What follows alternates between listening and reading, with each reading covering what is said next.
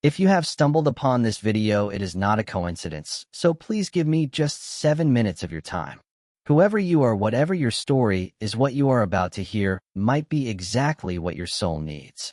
I promise that by the end of this short story, you will feel lighter, inspired, and maybe even see yourself in a completely new way. One quiet morning, an old wise man wandered into the forest, as he often did, searching for peace among the trees. He sat beneath a large oak, his thoughts as calm as the morning breeze. Then suddenly he heard the sound of a crow crying nearby. The man gently called out, "Why are you crying, my friend?" The crow, its voice heavy with sorrow, replied, "I am the most unfortunate creature alive. Children throw stones at me, dogs chase me from their yards, and people shoo me away because they say my feathers are ugly. I wish I could disappear. I wish I had never existed." The wise man smiled kindly. "You cannot control how others treat you," he said softly, "but you can control what you believe about yourself. When you expect the world to act the way you want, and it does not, pain begins. Perhaps your sadness is not really about what is happening, but about what you wish was happening. Still, if you could change your nature, what would you rather be?" The crow answered instantly, "A swan. Everyone loves swans. They are pure, graceful, beautiful. I would give anything to be one."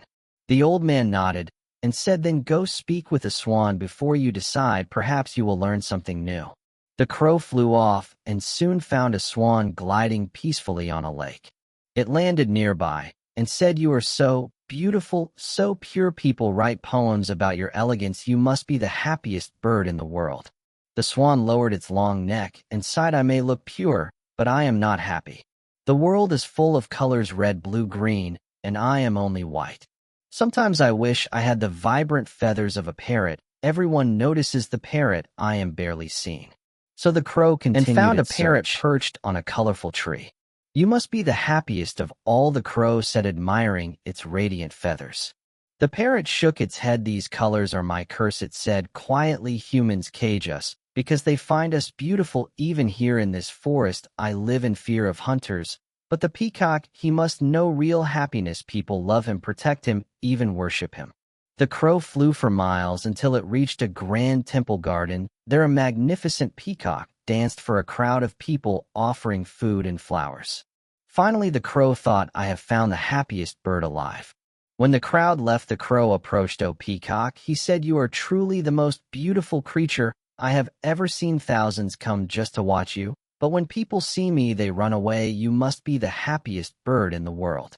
The peacock lowered his tail sadly. "My beauty is my prison," he whispered. "They keep me in this cage. They pluck my feathers and make me dance for their amusement. What they call admiration is really captivity. Do you know what I dream of, little crow? To fly free in the open sky, to choose my own path. When I see you soaring high above the trees, my heart aches with envy. I wish I could be like you." The crow was speechless all this time. He murmured, "I thought you had everything." The peacock smiled gently, and yet he said, "You have something I never will, freedom." The crow returned to the wise man, his heart filled with new understanding. "Now I see," he said softly, "the swan's beauty trapped it in loneliness. The parrot's colors made it fearful. The peacock's glory chained it in gold. But me, I am free." The wise man nodded with a smile. "The greatest poverty," he said, "is not having little. It is always wanting more. The strongest cages are not made of iron, but of comparison, and the heaviest chains are often made of gold."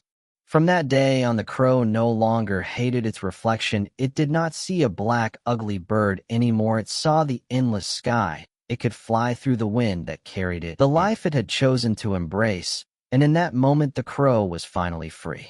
Real freedom begins the moment you stop wishing to be something you are not and start loving who you already are.